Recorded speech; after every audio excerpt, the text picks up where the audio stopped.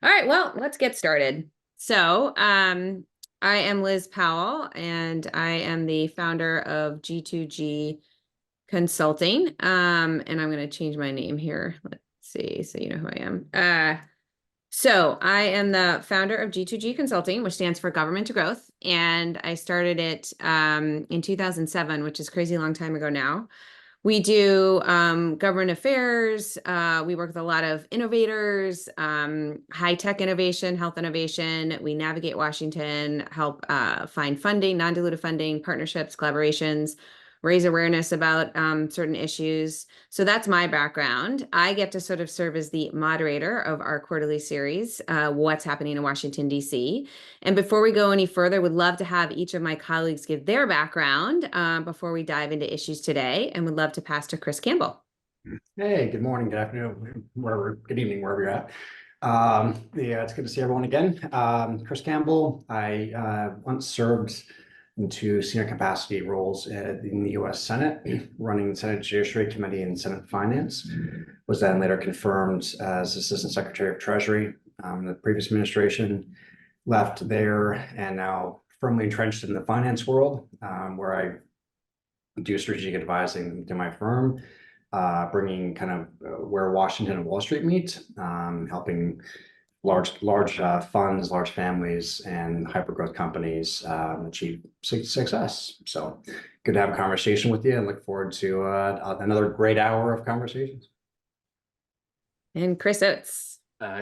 Chris Oates. I'm a lecturer at Boston University. My background is as a political risk analyst, and much of my days now is on a startup called Legislata, which is a policy information platform, trying to take advantage of what AI has to offer. So one of our new things is AI-generated transcripts of every committee hearing from the United States House of Representatives, as well as Massachusetts State House, New York, and New Hampshire.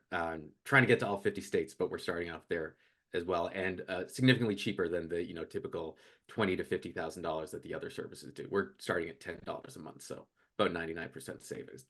So that's what we're doing, but obviously in the midst of doing all that, following the news and trying to analyze them for some of my other clients who are mainly corporations or government agencies about what's going to happen in U.S. politics. Awesome. Thank you. Okay. So the three of us get together once a quarter and we talk about what is happening in Washington, D.C. We will take your questions at the end. So please use that Q&A box. We want to hear from you what is of interest to you. So let's start off with something that is all over the news, the Trump trial. What's happening with the trial? How is that impacting the current rhetoric, the current polling, the current thoughts on how that's going to impact the presidential election? Who would like to go first? I mean, I'll take it. Oh, take it. Okay. I think it's interesting because it really hasn't broken through to the wider public, according to polls. I know there are Trump's favorability ratings have dropped a little bit in recent weeks. That could be the trial, that could be just other stuff. But I think what's really interesting is the extent to which the country seemingly is not in general election mode yet. Electoral news have not been getting the headlines that they did 4 years ago or 8 years ago. The informational environment has fragmented significantly since 2020 or before. So I think there's a couple things, and certainly it doesn't help that there are no cameras in the New York City courtrooms. I think that would be a very different thing if there weren't just reporters tweeting out Donald Trump has fallen asleep, but like an actual live stream of Donald Trump asleep in court. That would be very different. So the thing I think going forward in the election is, one, is he convicted? And then two, what does that mean for how people view him? So it's not just, is he convicted or not, but does that, as some polls suggest, cost him 7 to 10 percentage points support? Because it's one thing to hear, oh, this person's on trial, and it's kind of in the back of your mind. It's a very different thing when someone is convicted. We have seen, for example, Bob Menendez, senator from New Jersey. He was on trial back before the 2018 election. That was either he wasn't convicted or it was overturned. I can't remember. But he was reelected because it was like, well, they came at me with stuff, but I beat the rap. It's very different when you are convicted. So I say right now, we're still waiting to see what happens next week after closing arguments and then after the jury decides. But I think we're still in that kind of limbo stage of the primaries have concluded. but we're not yet really in full-on general election swing, which is, I think, a whole other separate conversation about why we are 6 months away from an election, and it seems like a good chunk of the population does not know that. Yeah, like I tried to look at this as dispassionately as possible. I think it's really hard to suggest that the prosecution made their prima facie case. It's very difficult. I think what's for either luck or good strategy, I think that the way that the cases have lined up for the former president, I think this will be the first and probably only case that's tried before November. So if there is a hung jury here, I think that, of course, Donald Trump, I think, will be very effective at expressing martyrdom, which will, I think that's likely the most outcome, likely most outcome here. And so I think that that's likely going to do that. I think you've seen Oates said is right, which is I think that there is the scarlet letter of a felon that will and might move some votes. On this specific case is the case probably that has the least amount of sting to it with that scarlet letter. So I think it's, the dominoes are lining up very well for Donald Trump and for whatever reasons, it just is. So in my opinion, so I think I think that there's, I think that prosecutors have done a really good job in doing some things that could be embarrassing to the former president. But at the end of the day, I don't know. I guess we're going to find out. We're going to find out in a week and a half to see kind of perhaps, or maybe 2 weeks or 3 weeks, depending on how long the jury's out, to see what the final disposition of the case. But it'll be interesting to see how it all pans out. But I really don't think that this is going to have much of an impact in the election. It's interesting. It's several things. It's one is like a bit of like clued outedness. You're right. There's no visuals of it. And also there's just, it almost makes him, and Chris, you predicted this actually like a year ago, a martyr, right? So that makes his supporters feel even stronger about him and like get out to the polls even more if he's convicted. So it's really interesting. It's like he is a candidate unlike anyone else we've ever had in our political system. So it's just fascinating. I really don't know how to predict what's going to happen. But there's, I think, a lot of things going on there. So it's really interesting just from like a sociological perspective. The other thing I think is interesting is that Biden continues to have really bad polling numbers. His disapproval rating is really high. And so what is going on there? Because objectively, he did pass a lot of legislation in response to COVID. There's the infrastructure bill that's getting money out everywhere. There have been things for him to brag about, the CHIPS Act, like things that are non-controversial, and yet nothing is sinking in. So what's going on with Biden? Why aren't his numbers moving even just a little bit? What are your thoughts on that? And why don't we start with Chris Campbell this time? Yeah, to me, this is extremely easy to answer. It genuinely is. I'll tell you the reason why, because you can pass bills every single day, but if the American people don't feel that, it just doesn't matter. There is no impact. So, I mean, yeah, you can tout green energy stuff and those that really matter for those voters that really are, kind of green energy or clean energy voters. It's not the bottom line. They're likely not Trump voters, right? So, I mean, there may be some crossover, but probably not a lot. So, so it's not going to move the needle. Maybe somewhere in the middle where the independents are, perhaps. But until there's a direct impact felt by legislation, it really doesn't really move the needle.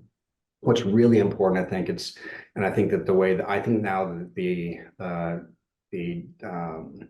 entire race is coming into focus for me is, of course, everyone knows I'm more economically geared, but some stats that are just, I don't know of anything that's going to change these stats between now and September when voters start voting. But 60% of our country live paycheck to paycheck. Now, because of inflation, people are paying 20% more for goods and services than they did 4 years ago. right?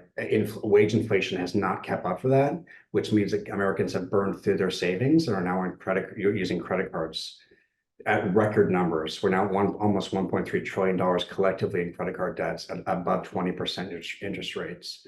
And of those Americans that are using credit cards now to live, 20% have reached their limits. So we're now at we're 1/5 of our country cannot afford to live anymore. They don't have credit cards anymore. They don't have the ways of paying for things. That does not bode well if you're an incumbent in DC. I don't care if you're a Republican or Democrat. It just doesn't bode well for incumbency. And there's nothing that's going to change that component between now and September. Even if the Federal Reserve lowers interest rates, it doesn't put money back into the savings accounts of Americans. And so most Americans, for right or wrong, vote pocketbook issues, and they vote in their self-interest, as they should. And so because of that, and because of those statistics, and I don't see there's anything that could change that trajectory. I really believe it's going to be it could be quite a significant issue on any incumbent. I mean, I wouldn't want to be a Republican or a Democrat running in this November election, because it's just the fundamentals are really, you have a lot of headwinds, which is why I think you have Trump winning disproportionate numbers of younger voters, disproportionate numbers of African Americans, and disproportionate numbers of Hispanics. If he maintains those numbers, he's just going to be reelected. It's just bottom line.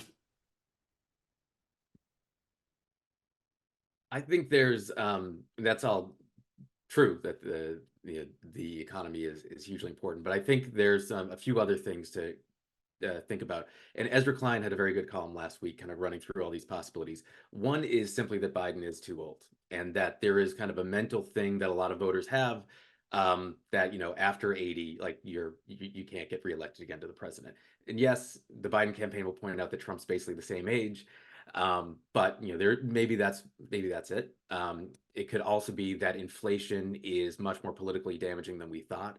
You know, typically presidents talk about their unemployment rate, but the unemployment rate is only affected by 4%, 5% of the country. If it doubles, whereas inflation is felt by everyone. So it could just be inflation is much more damaging. But I think that what also is there, and the New York Times poll last week that left Democrats freaking out, was really interesting because it showed Trump beating Biden, but Democratic Senate candidates beating Republican Senate candidates. And Democrats are leading the generic congressional ballot. So what I think has happened is that there's a number of, Republicans basically are supporting Donald Trump. Democrats are not supporting Joe Biden in the same numbers that they are for Republicans and Trump. So the Democratic coalition is still fragmented. And I think there's a couple things to think about in that way. One is that maybe Biden has just lost those elements of it. Whether that's because of Gaza or because of inflation or because of high interest rates, which translate into high mortgage costs, the president is seen as different from Senate candidates. Or it could be that this is still, voters are in the mindset of it's a referendum on Biden rather than a choice between Biden and Trump. And, if I was on the Biden campaign, I would say, okay, yes, we're trailing, but if there's a voter who's going to go vote for a Democratic senator and we have the exact same policy positions, I would feel very confident in the ability to get those voters back in the next few months as people tune in, and they aren't saying, do you like Biden, yes or no, but who do you want to be president for the next 4 years? So that's, I think, could be it. We're in this, again, kind of this limbo stage of the race where we're still kind of coming out of what do you think about Biden as the main political question, or what do you think about the current president? And we're getting towards who do you want to be in charge for the next 4 years? Now, that doesn't mean that Biden is definitely going to win, but it could be an explanation for why the polls are where they are, because the presidential race is not yet really a choice yet. And that's what every incumbent wants to do. They always want to make it a choice between the two candidates, and every challenger wants to make it a referendum on the incumbent, because generally speaking, there's more people disgruntled at the current state of affairs than there are happy about it. So that could be it. But again, and I think this is the big thing for any political scientist, we simply don't know. This is a unique election. We're in a unique state of the election. And I think more importantly, the informational system is fragmented to a point where it is really hard for anyone who is a political pundit, who follows the news every single day to know what the median American voter is actually thinking. Because we are not normal. Most people do not follow the news every day. Most people do not know about all this stuff. We can't unknow all the things that we have learned by following the news. And so I think we have to all basically try to create a mental model of how the electorate is going to play out, but we simply don't know. These are just projections and we're talking in probabilities here. Yep. Yep. Interesting. Okay. So let's talk about Congress and what's happening. So in the House, 23 toss-ups, according to Charlie Cook. 50 plus retirements, I've lost count. Cuellar now just charged for bribery. It's his second time around. Senate, very tough races. I think it's 8 there that are tricky. And then everyone's assuming West Virginia is turning from a D to an R. So what do you guys think is going to happen with the House and Senate? How will that impact things? Is the congressional side of elections over here, the president's over here and not really related? Or do you think that there's headwinds either way, dragging or encouraging votes? Like what's your sense about the congressional side of the elections? Chris Campbell. So it's not surprising what I just said. I think there is so right now the House is controlled by Democrats. The House is controlled by Republicans, kind of controlled by Republicans. The Senate is controlled by Democrats. I believe that's going to flip. And then, so I think I'm definitely seeing. My guess is that we're in a divided Washington, which would be amazingly interesting because if Trump is reelected, on day one he'll be impeached. And then we'll kind of see what happens. I don't know. There's a lot to address in 2025. A lot of Congress has punted a lot to happen in 2025. It's going to be very economically meaningful, not just economically. There's a lot to do that has to get done. There's like no choice; it has to get done. And so it's be interesting to see how that plays out. But I think so. In my opinion, I've been doing this a long time. I've been living politics for too long. This election is going to either be a kind of steady state election where I believe it's Trump, Republicans control the Senate, Democrats control the House. I think that's the likely outcome. Or we're looking at a 1970s referendum where it's like there's economic malaise and there's just a lot of challenges ahead. I think if you really unpack the poll numbers, I know we're early, but it's just having a Democratic incumbent president lose 18 and 25-year-olds at this rate. I mean, it's just Democrats have got to be freaking out. To losing African Americans by almost 25%. I mean, it's just literally, it's almost unthinkable, right? And so there's just the base is eroding, and I think that it can move very quickly if that happens, and when it happens, and it gets. So I think the last time we kind of saw this kind of stuff, something was with the Carter election, and that really didn't go well for the incumbent. So I just, I could think that it's one or the other, right? And if it's a sweep, then I think, Republicans are going to control everything. But I think probably the most likely outcome is a divided government in January.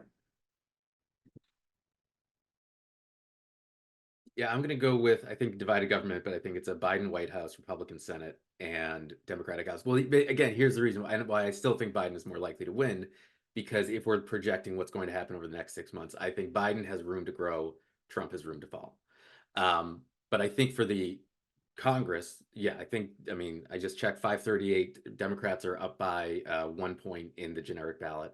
It's likely to win the House. They've got very winnable seats in New York, especially, and there's only, I believe, a 2-seat margin that they need to recover. There's going to be some gerrymandering in North Carolina, but it's likely outweighed by the gerrymandering in New York. Senate is a toss-up, and Senate is always tricky because those can be done based on personality. So even though you don't project that John Tester wins in Montana or Sherrod Brown in Ohio, it is possible. Those two individuals have crossover appeal, and there is still the chance for there to be split tickets at the state Senate level.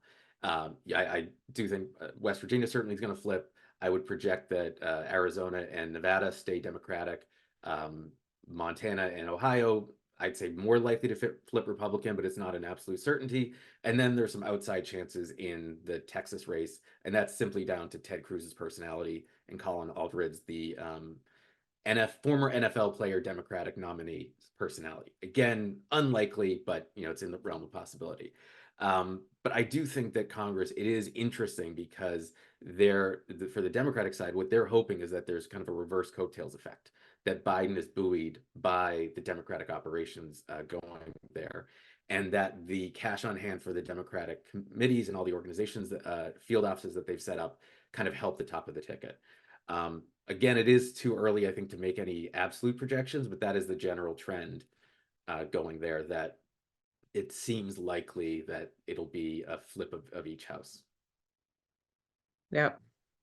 Very interesting. And Tester, he won, he like outperformed Obama in that state. So it's like, it's interesting. You're right. There's a lot of distinctive personalities. Sherrod Brown is someone who a lot of people just like, and they just feel like he's fighting for them, even though they might be a Republican and he's a Democrat. So I think, and also who their opponent is. Are we at a time where, the Trump loyalist still is the winning way, or are people a little bit tired of that and want maybe more moderate candidates? And the way our primaries go now, it's always the most extreme on the left and the right that wins the primary, which then makes it challenging for general elections. So I think it's very interesting. We're at an interesting time to see what's going to happen with the public. And I agree. I think it's too far out. I think as we get closer to election day, I think we'll have a better idea. But I agree. I think House and Senate probably both will flip the other way. The White House, I just cannot predict. I'm not going to call that at this point, but we'll see. It's certainly interesting times.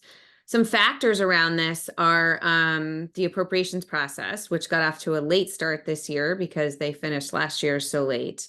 So we have a new chairman. Congresswoman Kay Granger was the chair in the House. And actually, for the first time ever, we had 4 women leading the House and the Senate Appropriations Committee. So we have the chair and the ranking, all women. And then Kay Granger stepped down recently, and Tom Cole, who is well-liked among many in Congress, is now the chair. And so he has come out with just recently a very tight schedule to get these appropriations bills done by the summer.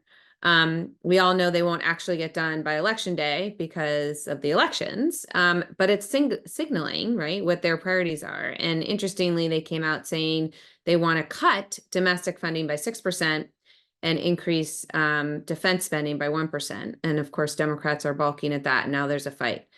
Does all this matter? What's your thoughts on how this impacts elections, the economy, the public? Is this really only for, the pundits, or is this really have any impact? And how do you see all this playing out? Chris Oates, let's switch it up a bit. Why don't you go first this time? I guess the short answer is no, it doesn't really matter. I think in the big term, it doesn't really matter because, as you say, this isn't going to be passed necessarily. But I think if you dig deeper when the appropriations bills come out, you can see some interesting things about what they're prioritizing, what they're not prioritizing, especially in the parts that aren't necessarily as politically salient. So yes, I think that overall number is going to go away, but if there's a particular program that gets a little boost in the budget, that might be a signal that, someone somewhere worked to get that in, and that's likely to stay in the next time. Not necessarily that that particular number would stay in, but it's a signal that someone in the building cares about it that much to get it in, and they're still going to be around, and they've kind of already won. It's a lot easier when someone has gotten a budget request in once to keep that in the next time than it is to put it in for the first time. So I think that's where it might be interesting if there's a particular program that matters to you, to see whether that made it, to see who likely sponsored, what's the kind of political calculus behind it. But I think, yes, it's, I don't think, the eve of election day, Congress is going to pass a big budget. I mean, they don't do that anyway when it isn't the eve of election. Yeah, like I totally agree. It's not going to make a hill of beans difference in the elections, and I think like the only thing that Congress could do that would make a difference would be like dramatically increase spending, because that'd be a GDP bump. But this Congress is never going to do that. So there is it's totally completely meaningless to the average American. The only thing that would really matter is if there was a government shutdown, which is not going to happen. So no one will pay attention to this, and it won't matter to it. It won't move a single vote. It's obviously important work that Congress does, but it's just not going to be needle moving going into November. Yeah, another issue, taxes, which I know you know well as the former staff director.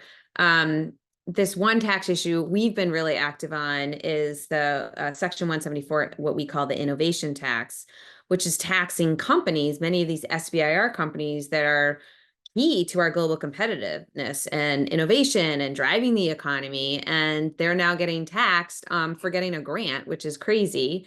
And there's been a huge effort, lots of advocacy, a lot of businesses have been talking to their members. And so the House passed legislation to stop this, but the Senate has just been sitting on it. And so meanwhile, we're in the tax year. Folks had to pay taxes and are still, if they filed late, they still have to reconcile that by the end of the year. And so that's just one example. Like, do you see any momentum for any legislation this year? Or do you think it is just, just debate, and then get out and go run for office? What's your thoughts? Chris Campbell, yeah, I can see you're nodding. Putting a tax vehicle on the floor of the Senate, which would be, could be amendable, there is no way that's going to happen, because they're just put as a backdrop. So there's a significant backdrop. Most of the people listening are business folks. There's a bill Congress passes every single year. It's called the extenders. These are business credits that usually expire every single year. If you're a recipient of those or use them, it's it's kind of a waiting game if Congress is going to extend them or not. We're in it, obviously every single year we're in extension year, but the extenders have yet to pass, and there's a lot of things that are involved in that are very important and can be very needle moving to many industries, especially R&D and certain green energies and developers and things. So significant, like low income housing stuff. There's just a lot that is packaged into every single year. So you have that hasn't been done. You have, what was suggested as a priority. And then, but most importantly, and just will be significant and effectively what many of us will be talking about throughout 2025 is the Trump tax cuts expire in 2025, and they have to be addressed comprehensively. And so it really matters who wins in the makeup of Congress, because and so if you put a tax vehicle, if you put a tax bill on the floor, especially the Senate, there is no way for there to not be partisan games, putting the Trump tax cuts in play, and having that become an election issue on either side, as kind of a needle moving exercise on litigating those tax cuts before November, which it's just not going to happen. So I just, at the end of the day, it's we're frozen. I think we've effectively, unless barring some some crazy action, Congress is done legislating for the year effectively, and non-controversial stuff. Although I don't think the House could pass naming of post offices anymore. But whatever, something like that may pass, but I'm not expecting anything to happen materially between now and November. Yeah, I think the border bill that it sounds like Chuck Schumer yesterday just tried to bring up again, that's interesting, because I don't think that will pass, but that is the most likely piece of legislation that will at least be debated, because it is good for Democrats to show that they're still trying to deal with this issue. I don't think they want it to be in the news, because they don't want that issue to be the top salient issue in September and October. But I think they might do one more round of try to get it passed. Maybe it passes the Senate again, and then dies in the House. But that is, I think, the last time we'll at least talk about some big legislative changes, even though I don't think that will happen. But if you're just watching the news, you might think there's going to be a big border bill done in June or sometime, but I don't think that's actually going to come to pass. Yeah, and I think of any legislative efforts now, it's like signaling language to voters, and it's stuff that they can go out and talk about. It's not like it's actually going to get done or any compromise, the sausage making process isn't actually going to happen. But I'm glad you mentioned the border bill because I saw that too, and I was like, what? But it's probably purely just for rhetoric so that they can be clear on what their stance is. The other one that's well, a couple others just want to mention that I think are getting buzz is AI. There's been a lot from the executive order. There's Congress doing hearings. Like people are trying to figure out AI, but my sense is that people are scared of it and they don't know what to do with it, but there is some activity and some of the states have gotten more active. So are you guys tracking at all some of the AI activity, or do you have any thoughts on how that maybe is impacting the economy and the public and elections? Any thoughts on that? Go ahead, Chris. Yeah, I think there's a lot going on, and actually my state of Massachusetts, the governor's proposed 100 million to create an applied AI hub here. And I've talked to some people in politics, and none of us know what that money is actually for. We're like, what are we going to buy a bunch of NVIDIA chips? I don't know. But there's a lot of interest, and I think there's a few different things that are happening. One is that there is possible interest for how to use generative AI in government. So to provide constituent help, that sort of thing. The Tony Blair Institute just had a big paper recently about basically how to use generative AI for policy delivery. So I think that's going to go on, but that's kind of the broader, how do we modernize government? Then there is, how do we get some of these AI jobs? If AI is one of the industries of the future, how do we make sure that those jobs are in our state and contributing to our tax basis? And same thing that has happened with biotech. Everyone's going to be likely throwing subsidies at them or saying, you should move here for that. I don't think that's actually going to matter. I think the talent is really what matters, and so the companies will be there. And then I think there is the risks of AI, and there's, again, this is more of a general cyber, the internet. What do we need to be afraid of? What do we need to regulate? So I'd say data privacy is one of them. What happens to our data, algorithmic bias.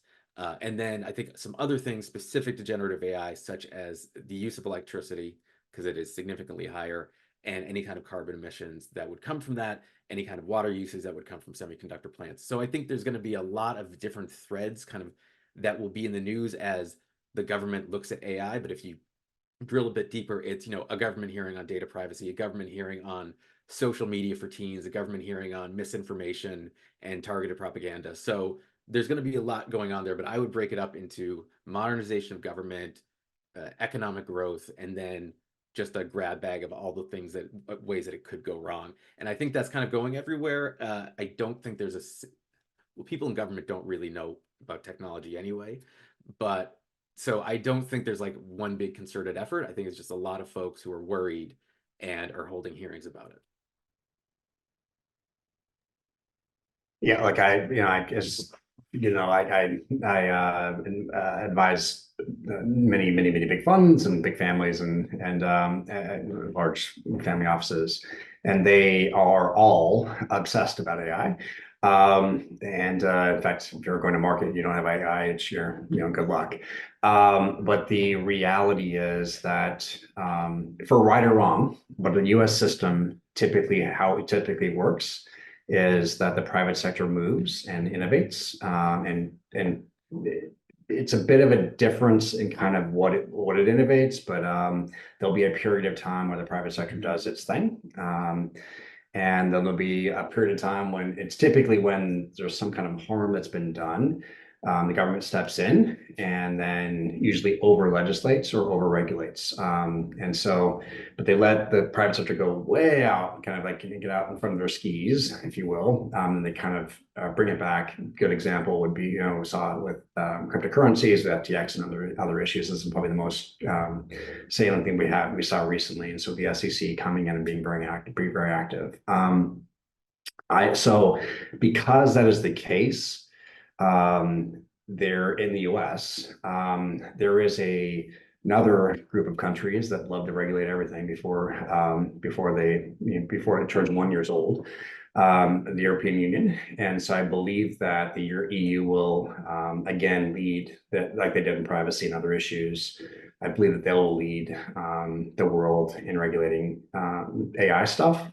And Brussels just has the EC and EU have just broader powers than the US does. It's just a very different system. And so I think they will impose significant restrictions on AI that will then be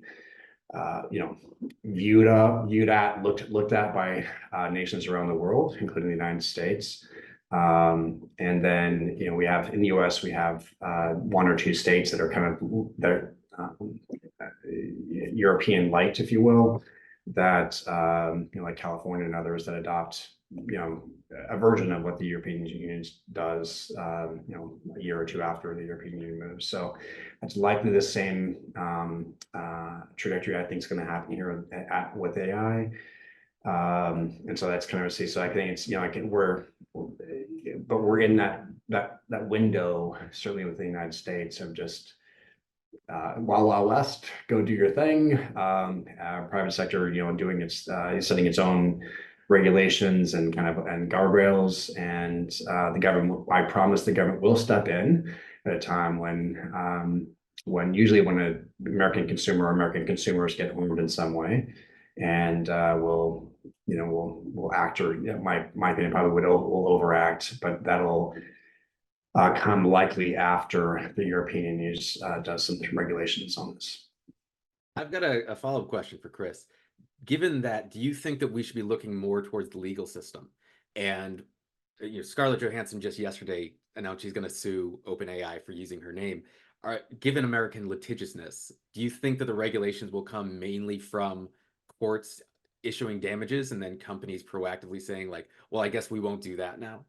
I think that Washington is so broken that I think that's actually the only path that's going to actually happen. We're already seeing it happen. So you see content producers like the New York Times and like like TV folks and those kinds of the people that produce the content, and you actually even small creators like on TikTok or Instagram or other social media platforms are collectively suing the AI gen companies for scraping their data and not being compensated. And so there will be a significant amount of litigation already begun.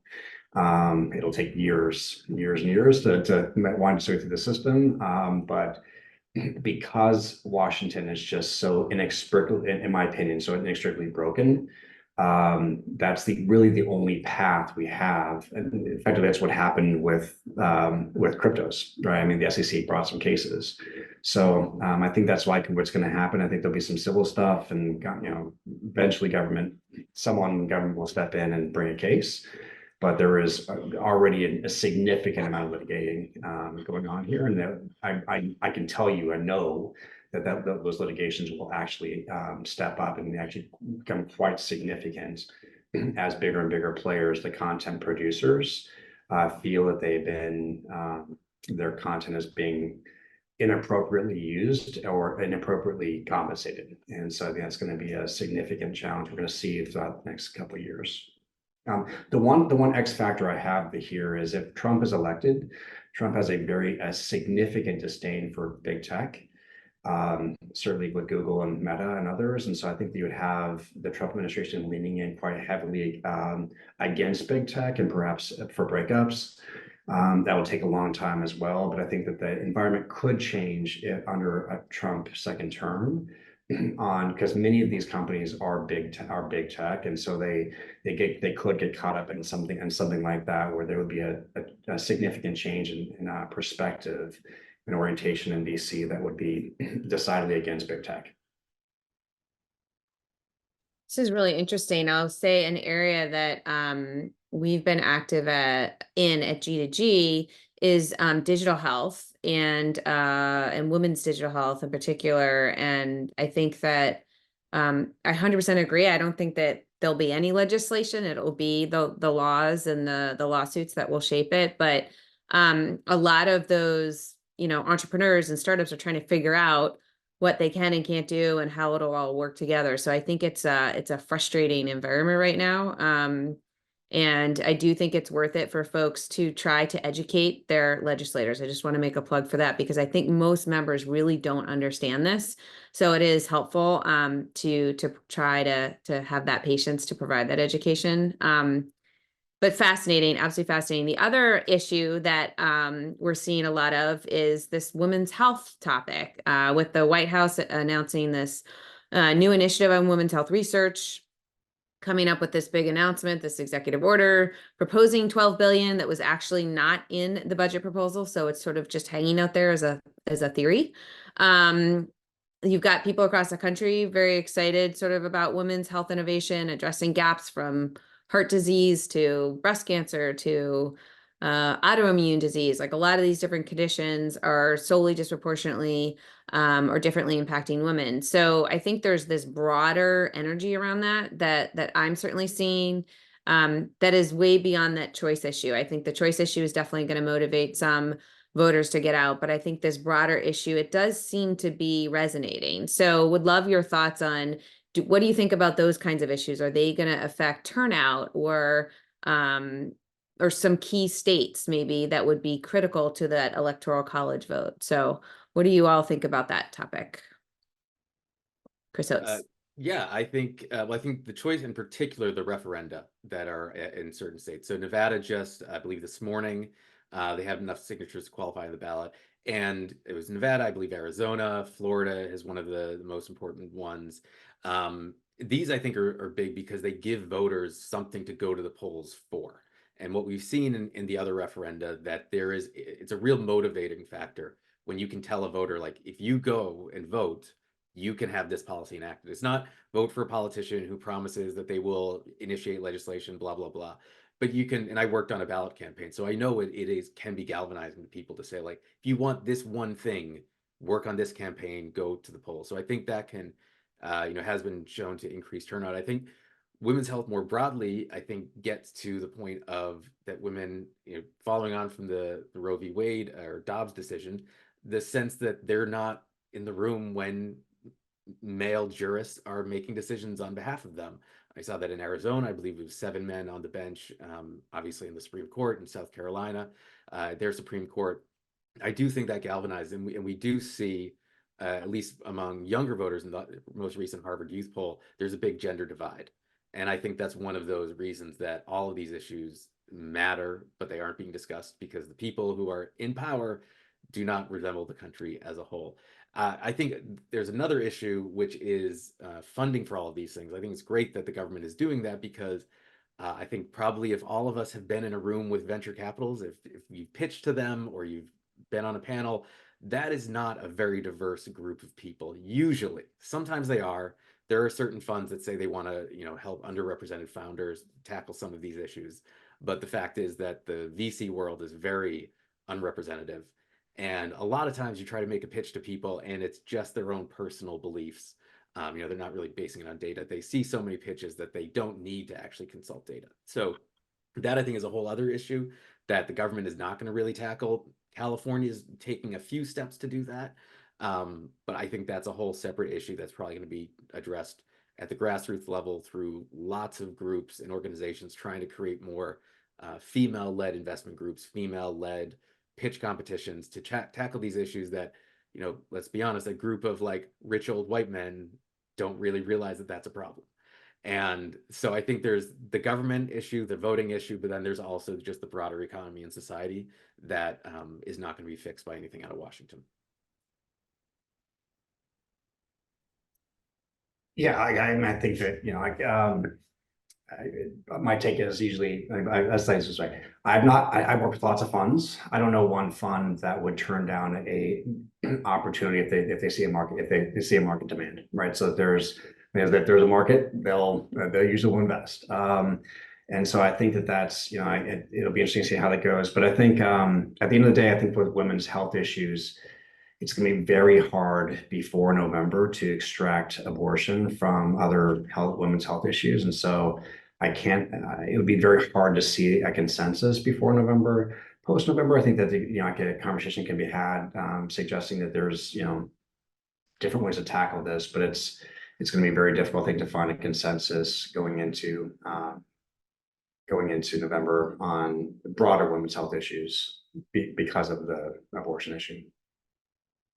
Yeah, I think that is true. It gets lost in that. That's true. All right, so people can put questions in the Q&A box if you'd like. We'd love to hear from you. While you're doing that, I have a question about the economy. Any predictions for the summer, fall, where the economy is going to go? Chris Campbell, you shared some pretty depressing statistics there at the beginning about how much debt we're all living in. Those are pretty scary numbers. You said 60% of Americans are living paycheck to paycheck.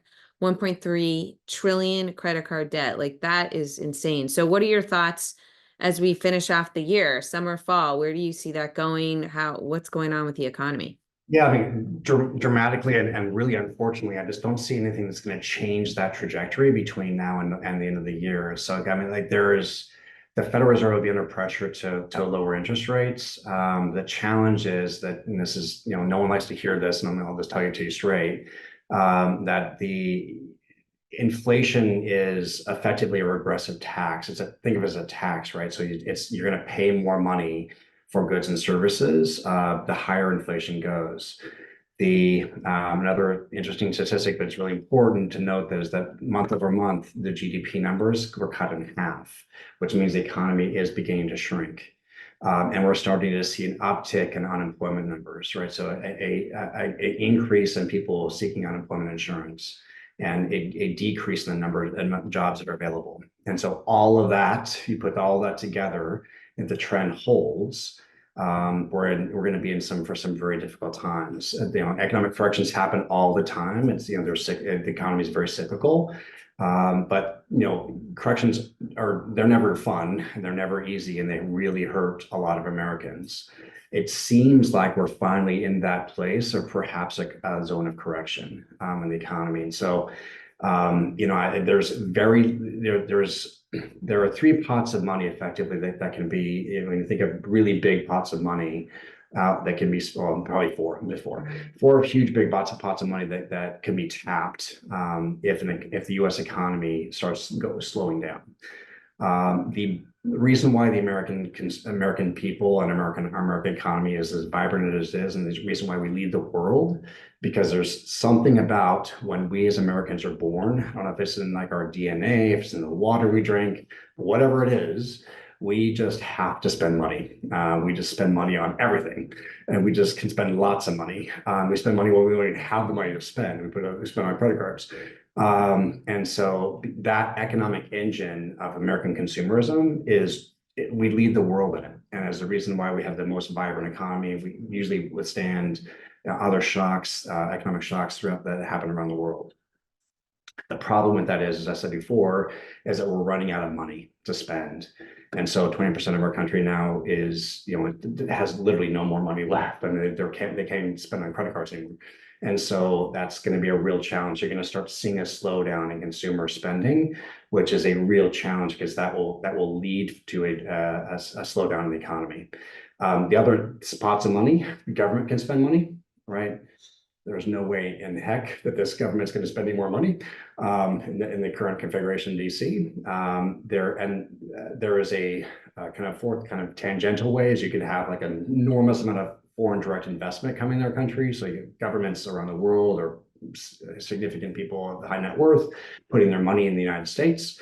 There will be some of that happening kind of naturally, but you're not going to see a windfall of that coming to the United States.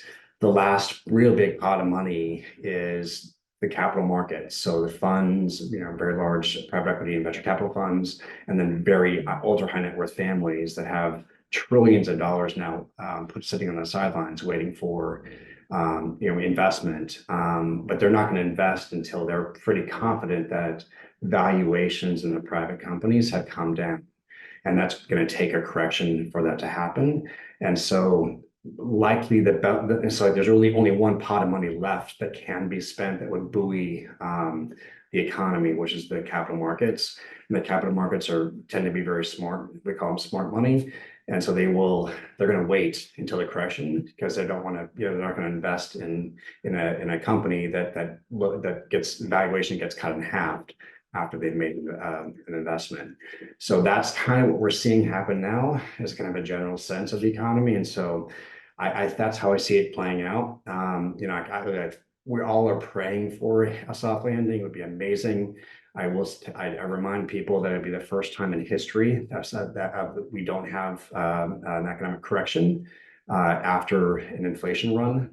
So like we're all hoping that this is the time it happens, but it would be history making if it does happen. And so I think that generally the economy and economic rules tend to hold, and the rules suggest what exactly what's happening today: increase in joblessness, a slowdown in the economy, the American consumers running out of money. That's what we're seeing happen now. So again, I hope there's a correction of the correction. It would be amazing, but it's economic fundamentals would suggest that exactly what's happening should happen when you raise interest rates the way the Federal Reserve did. I'm not an economist. I mean, although I have taught it, so I guess I kind of am. But I would say that economists have been predicting a recession for the last 3 years, and I think it is true that economic rules tend to hold, but this was a weird inflationary bout. It was a supply-driven inflationary bout after a global pandemic. So I don't make any predictions about the economy, but I'll just say that the GDP now estimate from the Atlanta Fed is the second quarter annual growth of 3.6%.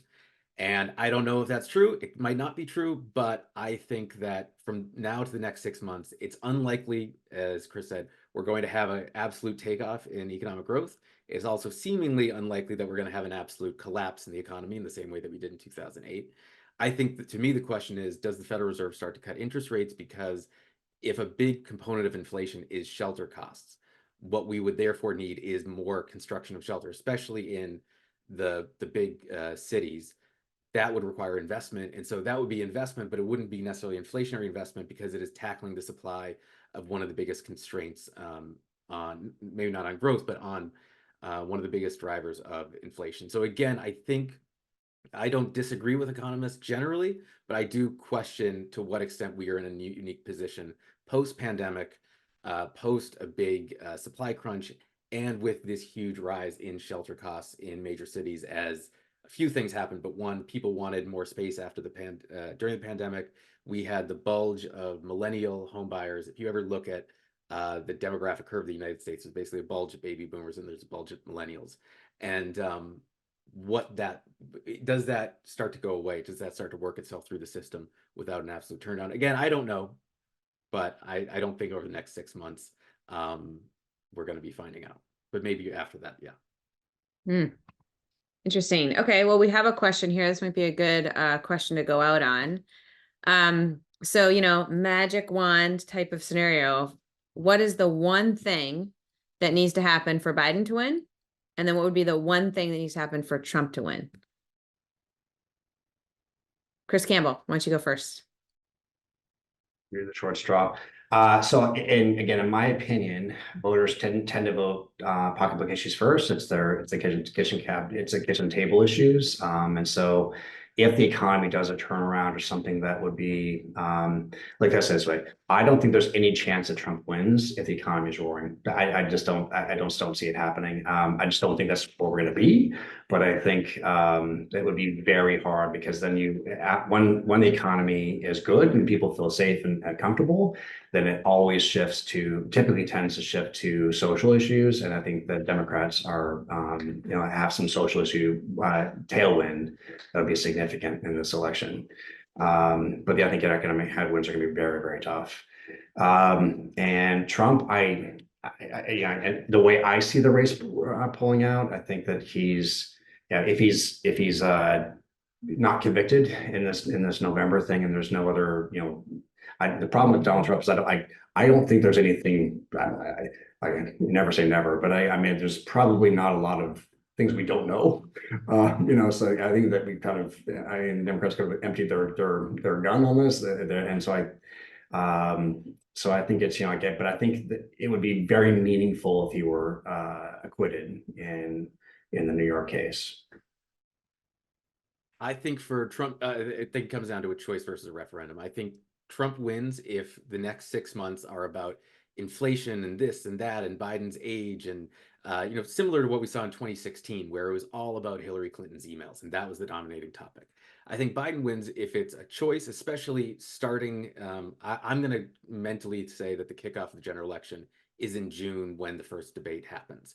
If we have 90 minutes on stage where Biden looks like just a regular politician and Donald Trump, without a studio audience, just starts going off on tangents and talking about the late great Hannibal Lecter, and it becomes the media coverage and the campaigns and the paid advertising is this is what you get in the next 4 years under Donald Trump, the person whose vice president won't endorse him, whose former chief of staff called him the most flawed person he'd ever met, versus Joe Biden, who we're going to do infrastructure and green energy and ice cream for everyone, that sort of stuff.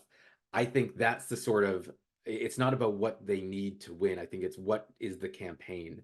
Is it a Hillary Clinton can't get away from her email coverage, or is it here are two candidates and who do you choose? And I say that mainly because if we see Democrats leading on the generic ballot, Democratic Senate candidates leading, you then have to assume that the Democratic position is more popular. And if it's Joe Biden's position against Donald Trump, and it's certainly if it's Joe Biden, I think we can all agree, a normal person, versus Donald Trump, who basically has been spurned by everyone he's ever worked with, then I think it's the advantages to Biden. But again, I think even in that case, you don't know what's going to happen before the end of the election. They're both very old, so maybe they don't make it to the election again. We simply don't know. That's a possibility, even if it's not a probability. So I think this is going to be one of the weirdest elections we've ever faced, because on the one hand, we both know about it, both candidates, they've both been president. And on the other hand, there's just, I think, no way to predict it. Yeah. Okay. Well, this has been great. Thank you both for talking with me today. I always love our discussions. Thank you all for dialing in. We will send out the recording to all who registered, and I hope you all have a great rest of the day. Thank you so much. Bye-bye.